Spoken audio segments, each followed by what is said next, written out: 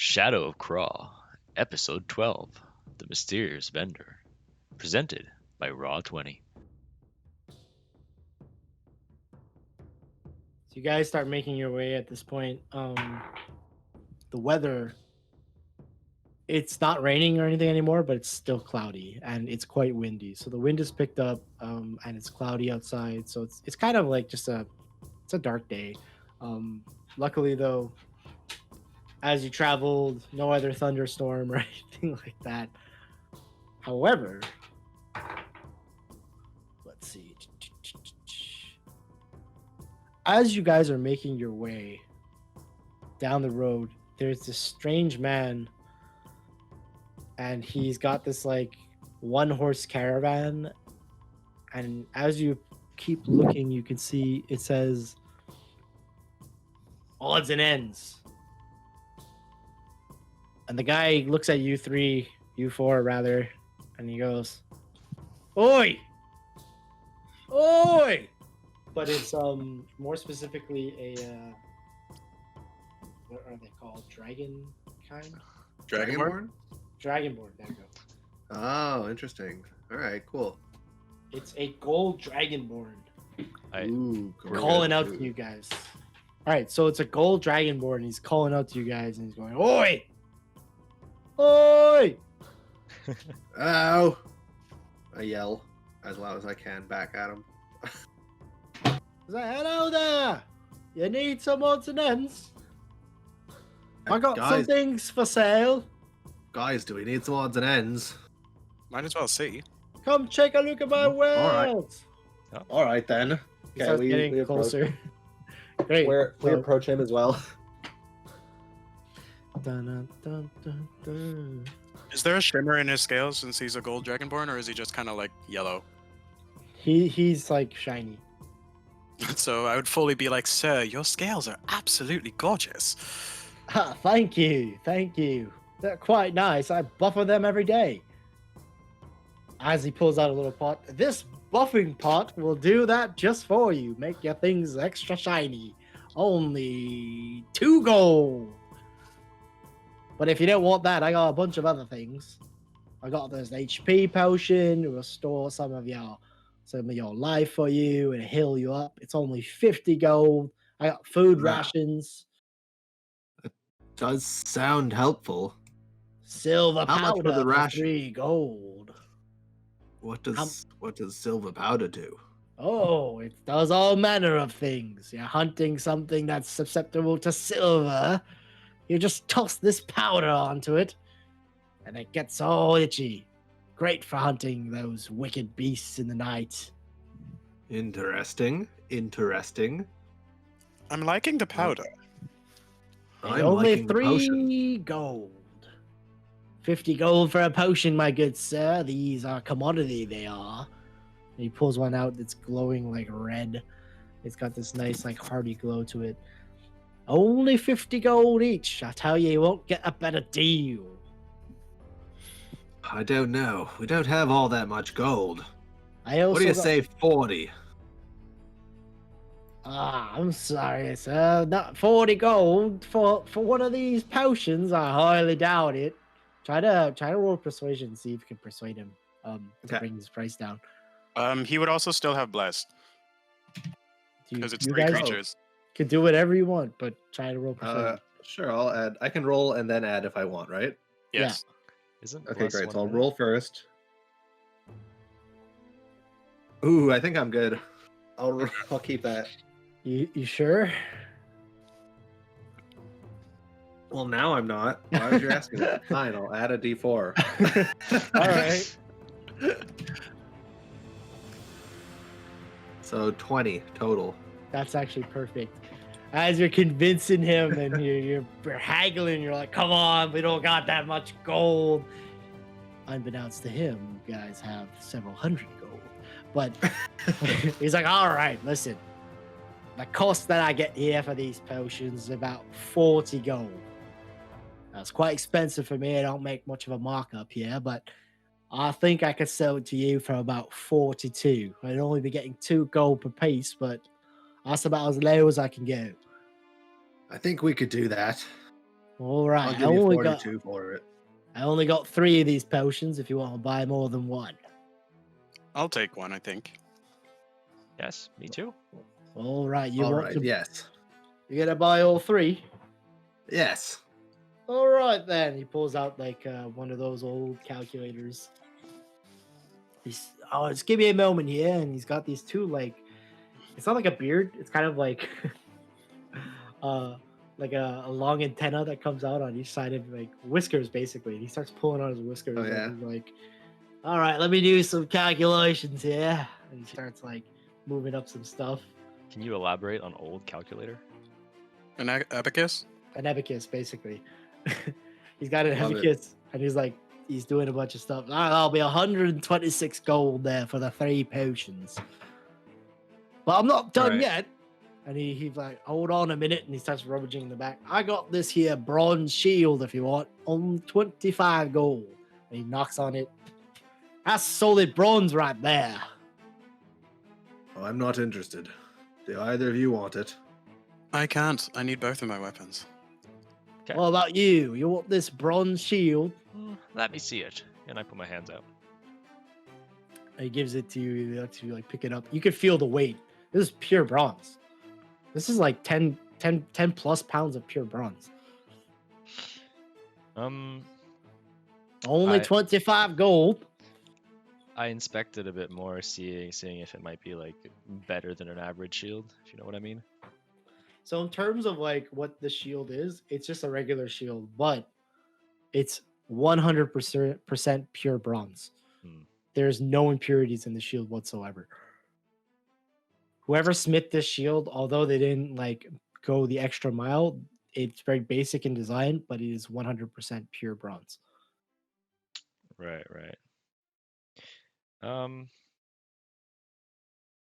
No, I think I have enough stuff on me. I already have a shield, but thank you for the offer. And I give it back. What about Yorm? All right. Yorm, he looks it over and is like, I never used a shield in my life, and I don't plan on starting to. He's like, all right, well, listen. I got something else for you. And he starts like moving his fingers in a weird way. Kind of bothers you a bit. But he starts rummaging through some of his stuff in the back. And he pulls out 2 of these blue glowing potions. And he goes, look, this here is an ultra rare thing. Now, I don't really know what it does. But all I can tell you is it has some kind of restorative power for mages. But they're expensive. 250 gold each. I'll tell you. But I have it on good authority that it's worth it. Well, you're selling it for 250 gold, and you don't know what it does. Well, I kind of know, but I'm not really a magician or a magic person. All I know is it's supposed to restore something. It seems unnatural. I'll stick with my all natural health potions. Thank you very much. All right, look at- then. I eye the odd glowing health potions that are clearly not natural. The blue potion is also glowing like blue in the same manner. Are you interested, little one? And he like peers over at Reek.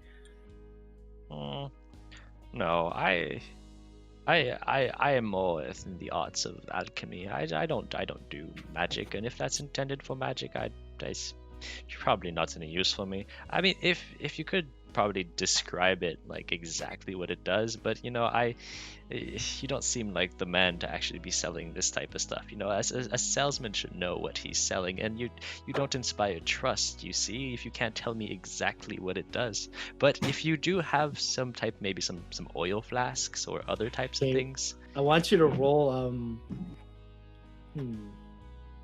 A wig snatching check? I want to see if you're I am the how salesman convinced now. you are of that. Reek, I didn't know you were such an expert. So roll an investigation. I dabble. Alright. 19. 19. So you could tell, based off what you've seen, that definitely what he has is unique, but he definitely has no idea what it is. So, Right. although he's trying to sell it, you can kind of discern by looking at it. You're just kind of like, huh. There's something about that kind of calls to you, but at the same time, you're like, this guy really has no clue what he's talking about when it comes to these like blue potions. And yeah, that's basically your understanding of the situation. In terms of other stuff, doesn't really have much else. He has some rope. He has 1 or 2 empty flasks. And and he's still got the silver powder. He's got 3-4 pouches of it. That's I would definitely want one.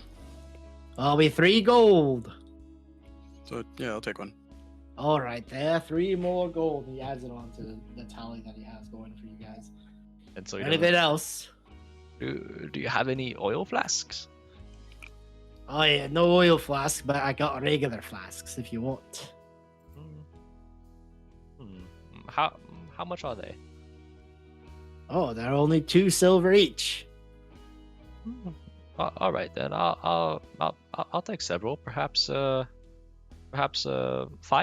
empty flasks. All right. And he gives you 5. That's 1 more gold's worth. Anything else I can do for you? You want some rations? They're only 25 copper each. We have more than 10. Do you think we have enough? I don't know. I suppose it doesn't hurt to have some extra rations. Guys currently have 16 rations. Enough for probably 3 or 4 more days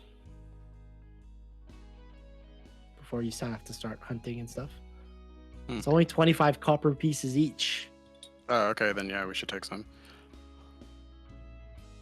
You want some of these wares? I got dried jerky. I got some dried apple, some bread bits, crackers, a little bit of cheese. Oh, You want- I you suppose want- we'll take a little bit of each. All right, how many rations do you want?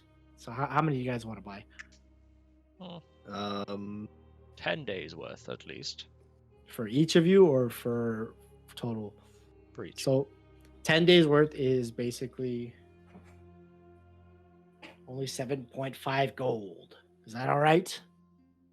Quite. All Yes, right. that works. I'll be 130 gold and 5 silver. And he All right, puts we his hand over out. the He we takes hand over the gold. takes the full amount and he lets you guys take your wares. He's like, all right, it's a pleasure. Ah, Hey. thank you for this. Snaps his reins on his horse and he sets off. And as he's leaving, he's like, thank you. Have a good day. You too. Safe Okay. travel. Safe And then I travels. lean into Reek and I go, I don't trust that man. No, not the best salesman.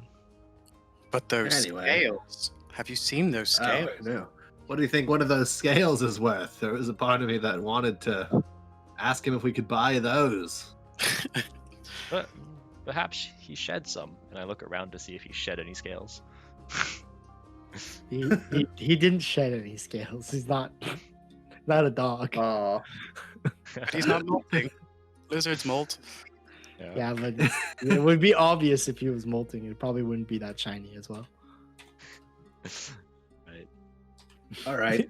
Did the All right. Dragonborn start molting in front of us so we could collect the scales? No, stop. You never know. I mean, even if he was molting, he does buffer them every night, so I think they would still be shiny. True. Yeah, maybe. Oh yeah, some of the nicest scales we've ever seen. None of you guys. All right bought then, any of guys. his- you didn't buy any of his buffering potion. I mean, I would have buffered my weapons, but they're gonna get bloodied, so I was like, meh. I don't need anything buffered. Same. You could buffer your horns. I could have buffered my copper pot, I guess, Yup. but it's fine. Make that a weapon. So you guys continue to Samwise travel, and as you continue to travel down the road, eventually it forks off to the north, where you see this giant mountain probably not the biggest mountain you've ever perceived. Like if you look in the distance, you can see bigger mountains, but considerably, as you walk up closer and closer to it, it starts becoming more and more vast and apparent to you. And as you continue down this road, you can see in the side of this mountain is this humongous face that's carved onto it, this dwarven face. And now you realize that you're starting to enter into Mordolsa. But as you enter into this, what was once a mining town, you could see that most of the buildings are destroyed. Actually, it's hard to find a single building that's intact. It seems that any manner of destruction has been brought upon this place, from forced destruction. Seems like at one point there was a flood here, there was an explosion here and there. Fire seems to have crisped or charred most of like the land and buildings themselves, but all of these accumulate upon a main road in which goes straight through the mining camp and then directly into the mouth of this huge sculpted face that's on the side of the mountain. And as you can see, there's these two huge iron doors at the end, but everything around it is just destroyed. Ruins, complete ruins. How do you proceed?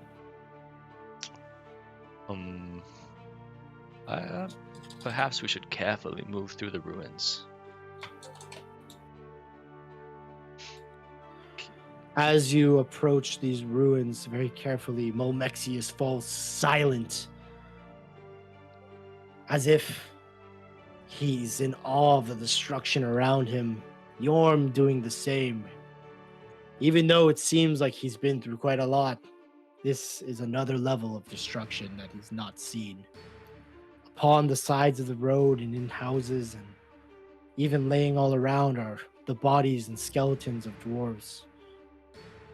And you could tell based off their structure that they are in fact dwarves, and some of them have spears pierced through them, others arrows lay scattered across them, some of them a sword here and there. One skeleton's holding up another sword as it's laid across its feet. Another one is decapitated and pulled apart, and you could see that there was a bloody battle that was fought here at one point. As you walk closer and closer to where the mouth of this giant sculpture is, where the very doors are, you could see that some of the doors damaged. There's arrows loosed everywhere, and on the very side of the inner sculptured mouth, you could see something is written. And if any of you speak Dwarvish or read Dwarvish, I need to know now to see I do. if you can read that. All right, so as you approach this, you can see it's written in very clear Dwarven text. Beware those who enter Mordolsa, for it is cursed. As I read it aloud in common so that everyone knows what it says. Yorm scoffs. Curse. What curse? Folklore. Yes, although after the tragedy that has befallen the people here, I would at least take caution. I'll draw my weapons. I feel like there's major correlations about our situation right now and the minds of Moria and Lord of the Rings. When like they get to the door and the inscriptions and everything. Yeah, I'm The getting those vibes too. So who will be the first to enter? To push Are the them? door? Okay, I'm gonna push on the doors and try to open them. All right, These I'm ready. doors are old. They're braced with brass. And as you push them, they creak. And it's just the dust flows out and pushes towards your faces. And the sight that you behold in front of you is truly just obscene. It's this great hall where there's many tables, many tables, as if it was a feasting hall at one point. But the tables themselves are pushed apart. Some of them are scattered across and broken. Some chairs are flung about. There's bodies of skeletons. There's skeletal bodies all over the place of dwarves. And much like the scene outside, there was a battle here. But even worse, this hall is drenched in the stain of blood, and the smell of blood permeates through the air as it penetrates your noses. It's almost nauseating, but everything here is dead. and there's cobwebs everywhere. This place has been forgotten for a long time. But as you could look through this hall and the light dimly shining from behind you starts to reveal the inside, you can see at the very end a high elevated chair, almost like a throne, and upon it sits another dwarven skeleton. But upon that dwarven skeleton's head is a crown, and this crown is pitch black. And in the very center of this crown, at the very top, is this jewel, and this jewel is purple. And around him is ordained in this brass heavy armor. He's got this axe across his across his knees, but he also has an axe that's thrown directly through his chest, piercing the other side of the chair. And around him is just pure chaos. There's bodies everywhere. Obviously, this is where the dwarves met their end. And as you look, you could see to one end and the other side of this hall that there's several doors that probably lead to greater rooms. There's some of them have collapsed, some of them have rocks that have collapsed in on them, but there's two specific doors that are open on the left side and another one on the right. So, as soon as the dust hits my nose, my allergies kick in, like for sure, and I let out the loudest sneeze. You let out the loudest sneeze. Yes. Okay.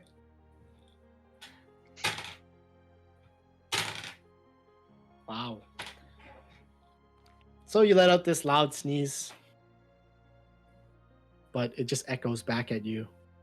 All right. Seeing the dust like in the air and just everywhere in this room, I take out my pillowcase that I was using to cushion the statues that Momexius gave me, and I like tie it around my face, kind of like a face mask. Do you start to move a little bit deeper into the hall? Yes, I will follow Momexius. As you Yeah, guys I'm gonna go ahead first. As I Right. daintily walk forward, I'm going to be trying to avoid the blood stains and whatever on the floor because my outfit. It's almost impossible to avoid the stains, but when I say blood stains, it's dried blood. Yeah, Like no, I it- just don't want to step on it because, my clothing. I'm very that. So nonetheless, you step very not casually, but Daintily. daintily, concertedly, I would say, for your attire, not to not to stain it, even though it's dried blood. Yorm just walks in, not a care. As you guys approach a little bit further, I'd like two of you to make investigation checks, please. I'll roll. Okay, I'm going first, so I'll go ahead and roll.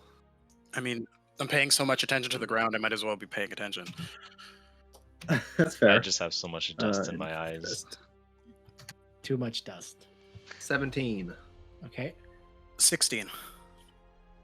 Both of you look around, but you don't really see too much out of the ordinary. However, one of you does pick up more specifically Momexius. Did you see some tracks leading to the right side? Like through the dust and through some of the other stuff. It kind of seems like they're dwarven tracks. And you see approximately maybe 2 or 3. You can't make out the specific amount, but you can see 2 or 3 tracks leading in that direction. And this is one of those side doors in the hall. Okay. Guys, do you mind if we take a 10-minute break right here? I want to cast something, but I don't see any reason to waste my spell slots. I want to cast Detect Magic as a ritual. Okay. You can do that if everyone agrees. I don't mind. All right. So, how do you you sit down? Like, what exactly do you do to start casting this? I don't know. Let's say I draw like a magic sigil on the floor, and I sit by it, and I like chant some words, and the sigil will like have a faint glow or something, and then I'll have Detect Magic Alright, after so 10 minutes.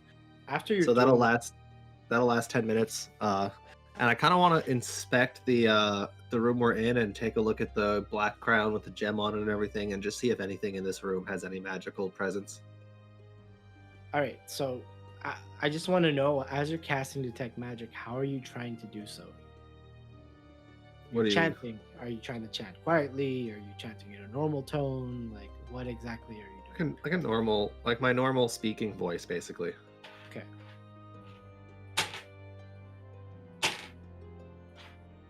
Okay.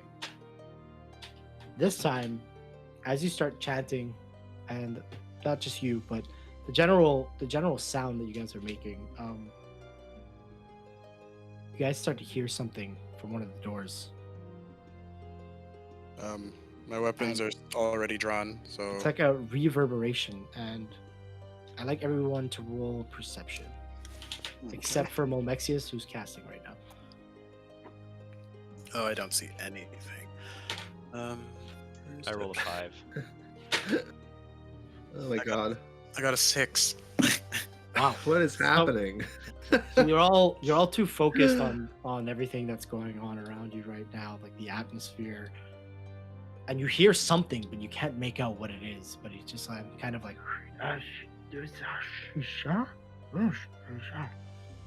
really, you have no idea what it is, but it's coming from the direction where the footsteps were, and it's starting to get a little bit louder.